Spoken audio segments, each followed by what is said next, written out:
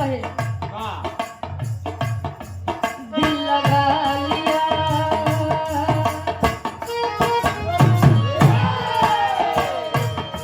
दिल लगा लिया मैंने तुमसे प्यार करके, तुमसे प्यार करके, तुमसे प्यार करके दिल लगा लिया।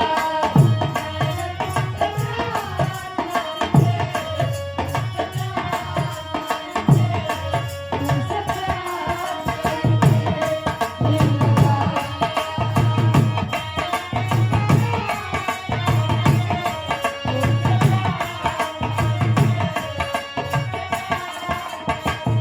लेकिन भोजपुरी वाले का तरीका बदल दे।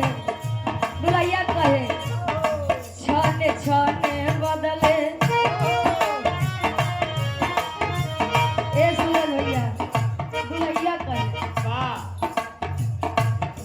छाने छाने बदले तोहरो मिजाज रजऊ, होके बाज रजऊ, उड़न बाज रजऊ, छाने छाने बदले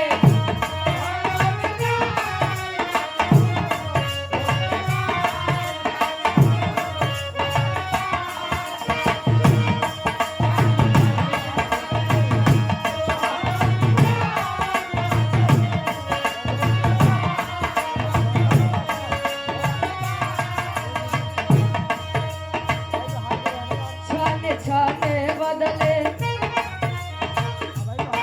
छाने छाने बदले तहरो मिजाज रजऊ, होके बाज रजऊ, उड़न बाज रजऊ, छाने छाने बदले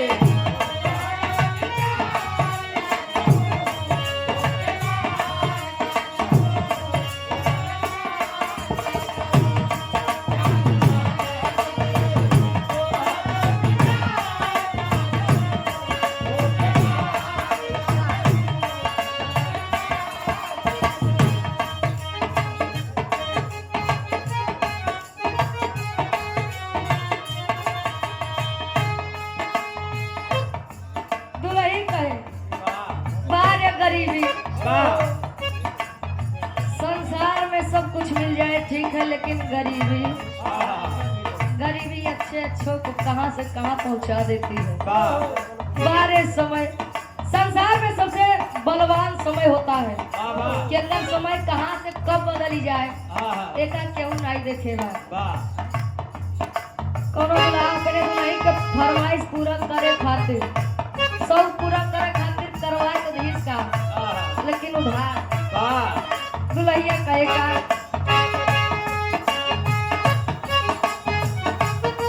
क्या बात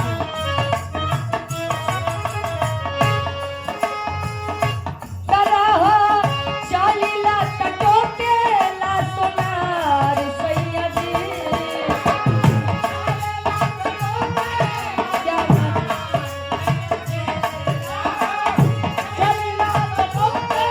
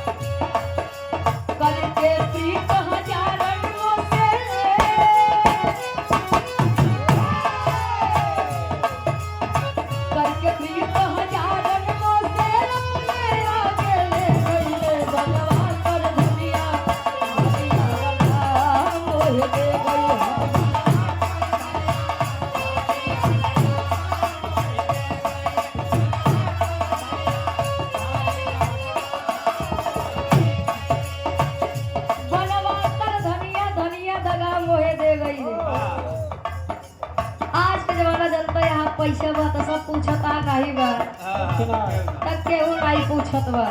पैसा कमाए लगा, 4 रिश्तेदार तोरे आगे पीछे तारी है, रोज नई रिश्तेदारी नहीं करत रहे। और रुपया पैसा नहीं बा, ये अपन दुल्हनिया नहीं पूछत गए आज के समय में। काहे लड़कवा वाह